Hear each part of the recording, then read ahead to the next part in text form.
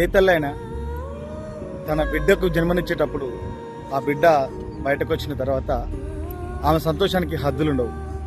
అయితే నిన్ను ఈ ప్రపంచాన్ని పరిచయం చేయడానికి నీ తల్లి నవమాసాలు నిన్ను తన కడుపులో మోసి కని ఈ ప్రపంచాన్ని పరిచయం చేస్తుంది.